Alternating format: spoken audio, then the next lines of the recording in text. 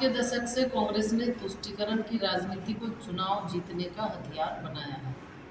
और एक बार फिर से इस बार उनके घोषणा पत्र में ये तुष्टीकरण साफ झलक रहा है। संपत्ति पुनर्वितरण को लेकर जो उनके घोषणा पत्र में है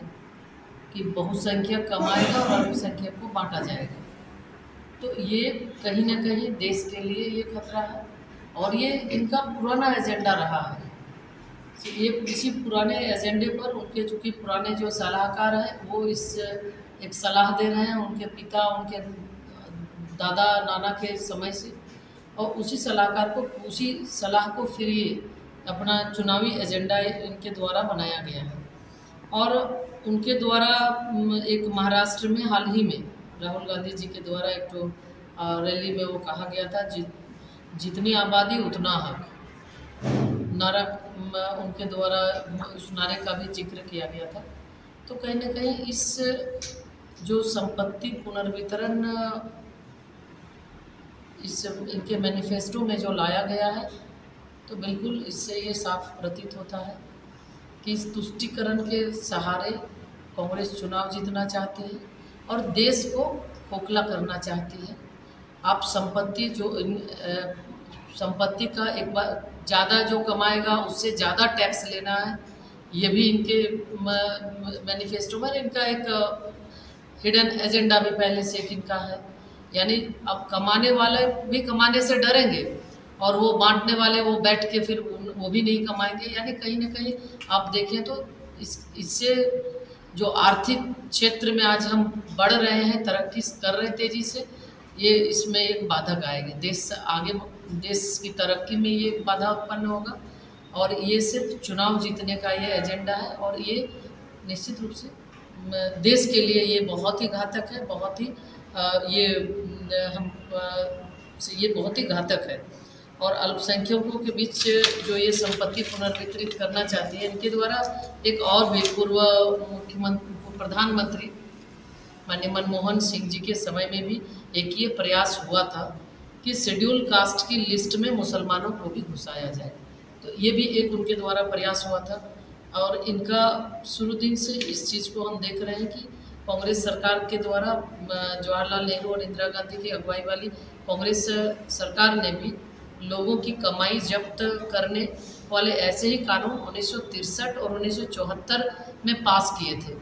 इसका नाम कंपलसरी डिपॉजिट स्कीम एक्ट था और इसके अंतर्गत सभी करदाता, संपत्ति धारक और सरकारी कर्मचारियों को अपनी कमाई का 18% सरकार के पास जमा करना होता था। तो एक तरफ जहां मोदी सरकार लोगों की कमाई बढ़ाकर देश को सशक्त करना चाहती है, वही कांग्रेस सरकार लोगों की कमाई जब्त करके देश का विकास अवरुद्ध करना चाहती है। तो मूल रूप से हम देखें तो ये बिल्कुल देश के हित में नहीं है और कांग्रेस का जो ये मंसूबा है, इस मंसूबे को देश की जनता जानती है और इस मंसूबे को देश की जनता निश्चित रूप से इस मंसूबे पर उन्हें कामयाब होने नहीं देगी और जो इनका मंशा है उस मंशे में इनका पानी फिरेगा। और जो सरकार आपको कांग्रेस के मंसूबे पर जो सफल होते हैं तो सरकार आपको बताएगी कि अपने व्यवसाय के लिए कैसे और किसको नौकरी पर रखना है और ऐसा नहीं करने पर अधिक कर का भी भुगतान पड़ेगा। यानी हर स्थिति में देखें तो जो कमाने वाला तबका है उनका मनोबल तोड़ने का और उनको किसी भी स्तर पे वो देश की तरक्की में आगे न बढ़ सके, ये कांग्रेस का मंसूबा है। तो हमें लगता है कि ये जो है निश्चित रूप से आम जनता इनके मंसूबे को भली भांति जान रही है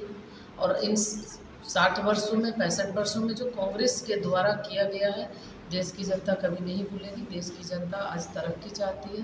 देश का प्रगति चाहती है, विकास चाहती है और उसके अनुरूप देश के आदरणीय प्रधानमंत्री माननीय नरेंद्र मोदी जी के साथ विकसित भारत, आत्मनिर्भर भारत, सशक्त भारत, समृद्ध भारत के साथ उनके साथ कदम से कदम मिलाकर चलने के लिए देश की जनता निश्चित रूप से कमर कस चुकी है। तारीख 2 मई को नॉमिनेशन का तय हुआ है और अभी हमारे माननीय प्रदेश अध्यक्ष जी रहेंगे और उसके अलावा केंद्र नेतृत्व से भी निश्चित रूप से किसी को आना है तो उसकी जानकारी आपको हम लोग दे देंगे। अभी और एनडीए के भी हम लोग चाहेंगे, चूँकि एनडीए के घटक दल के साथी भी उसमें सम्मिलित हो, और आपके माध्यम से हम लोगों से भी अपील करेंगे कि बड़ी संख्या में लोग नॉमिनेशन कार्यक्रम में भी भाग लें। कि पार्टी के स्तर पर ये तय हो रहा है, निश्चित रूप से समय पर इसकी जानकारी दे दी जाएगी।